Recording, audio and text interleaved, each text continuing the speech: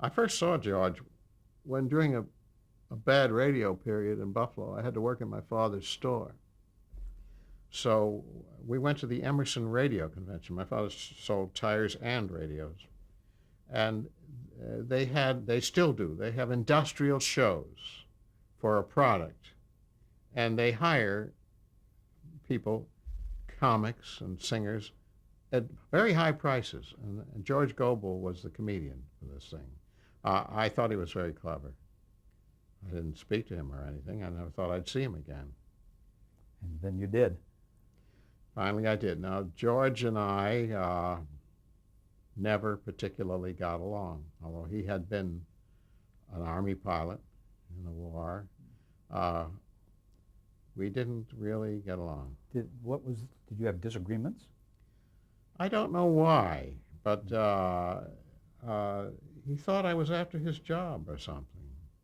Oh, why? Were you Well, entertaining? at a rehearsal once, I was handing out the scripts and said, "This is yours, this is yours." He said, "What are you doing? What are you doing? Who do you think you are here? Well, let somebody else hand out the scripts," that kind of thing. Was that because you were making jokes behind the scenes or something? You weren't Well, what Mel Brooks I like to make jokes, but I don't know if I should tell you this. It was long before I was married. Uh-huh.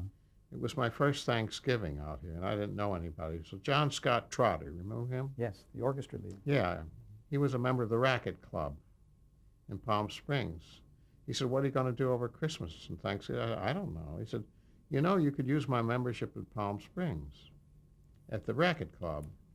So I went to the Racket Club, and I found myself in the bar sitting around, at a round table with Mike Todd and a bunch of starlets. And one of these starlets, and some gangsters, I thought they were gangsters, and one of these starlets began reaching over and hitting my legs with her toes. And I flirted with her a little bit, and then I went to the rehearsal on Monday, and she had been hired to jump out of a cake on the show, and I had nothing to do with it.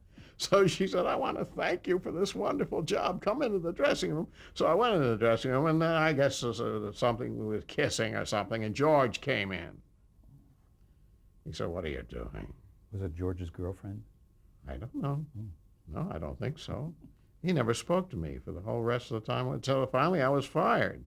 In the third year, I think it was, Hal, who was, the brains behind the show, he was about 75% of the show. He wanted a small percentage, a couple of points, and they wouldn't give it to him, so he resigned. So then we were without Hal,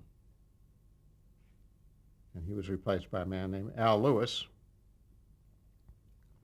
who spent most of his time watching the singers get their hair done. And he was a wonderful man, but he wasn't a Hal kind of. Now, one week we had a joke about if milk is good. The kid says, "If milk is good for your teeth, why doesn't Grandma leave her teeth in milk?" Or something like that. And then the sponsor had someone, he said, make it condensed milk, because that's our product. And I said, "No, we won't."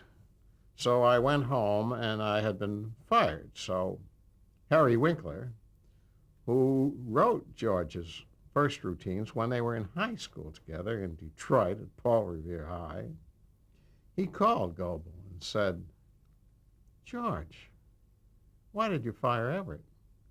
And Gobel said, "Harry, it was either you or him."